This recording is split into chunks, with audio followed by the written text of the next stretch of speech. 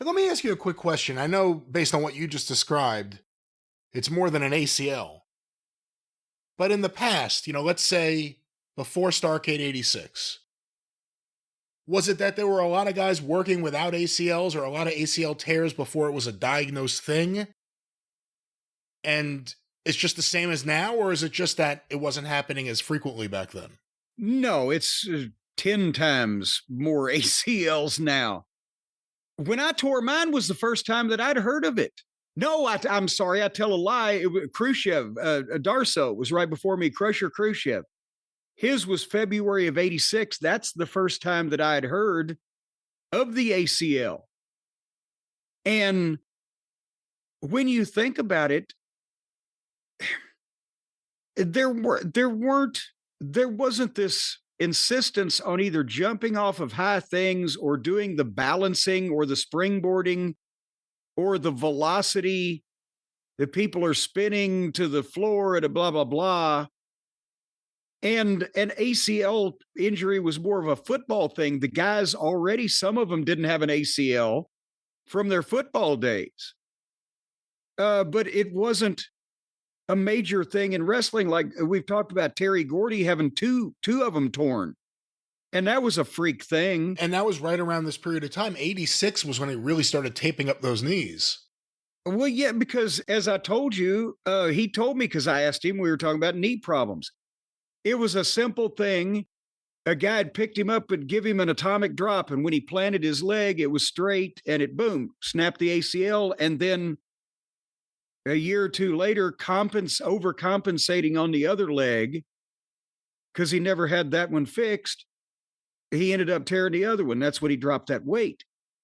But guys would work in those days because you couldn't take 6 to 9 months off. But at the same time, they weren't working through torn ACLs nearly as often, nearly as much as they are now, because the difference in the style. And still, if you tear your ACL, you're going to be off for a couple weeks, regardless of a few weeks, whether you do any goddamn thing about it or not. Whether you're Superman or not, you're going to be off for a while. And guys didn't get hurt to take weeks off on anything near a regular basis back then. And you wouldn't really have a fucking choice in a lot of cases, whether you had to take time off for something like that.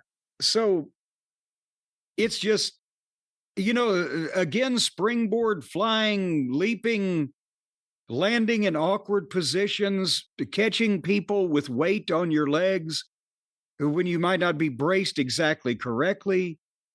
All these things are magnified with what guys are doing these days.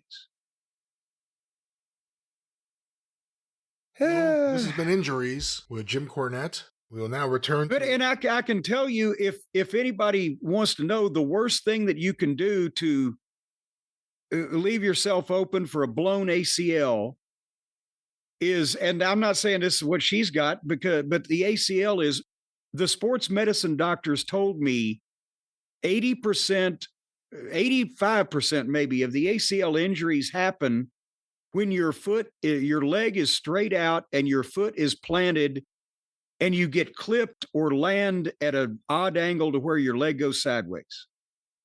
When your leg is bent even at like a 20-degree angle, the muscles take over, helping stabilize your knee somewhat. But when it's straight out and somebody clips you that's why I used to fight those fucking fans try to kick me in the legs. If your leg is straight out, you can take a little bump from the side and it can blow your ACL just like that. So always keep your legs bent slightly if you're landing from high positions or somebody's going to fucking leap on you and you're going to catch them. Crouch a little bit. It'll take pressure off your knees. But by the same token, the MCL, the medial collateral ligament, a lot of those injuries happen to regular civilians when they're in car wrecks and their knees hit the dashboard or the front of the car and fold up and bend back too far. And then the PCL is a thing you get when you hyperextend. So it just depends on This leg was bent all kinds of different directions. So I don't know what she could have done.